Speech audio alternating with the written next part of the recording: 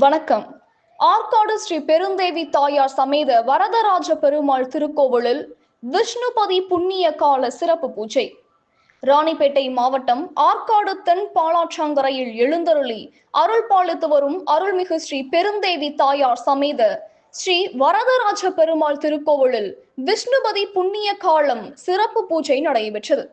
முன்னதாக அதிகாலை 5 மணிக்கு ஸ்ரீ வரதராஜ பெருமாளுக்கும் பெருந்தேவி தாயாருக்கும் பல்வேறு திரவியங்கள் கொண்டு சிறப்பு அபிஷேகமும் வண்ண மலர்களால் அலங்கரிக்கப்பட்டு சிறப்பு ஆராதனையும் அதனைத் தொடர்ந்து கோபூஜையும் நடைபெற்றது.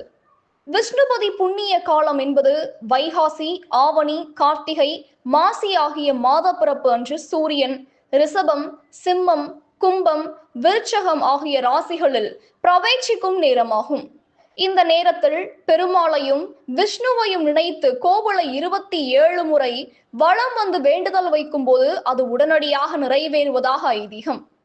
பக்தர்கள் அதிகாலை முதலே ஏராளமான பக்தர்கள் கோவிலை 27 முறை வலம் வந்து வேண்டுதல் வைத்து சென்றனர்.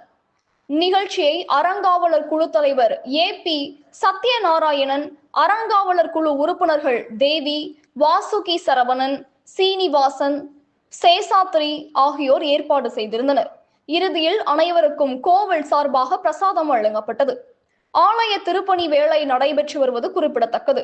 கனவு தமிழகம் செய்திகளுக்காக ராணிப்பேட்டை மாவட்ட செய்தியாளர் செந்தில்குமார். செய்திகள் வாசிப்பவர் ஸ்னேகா பொன்வாலி. நன்றி.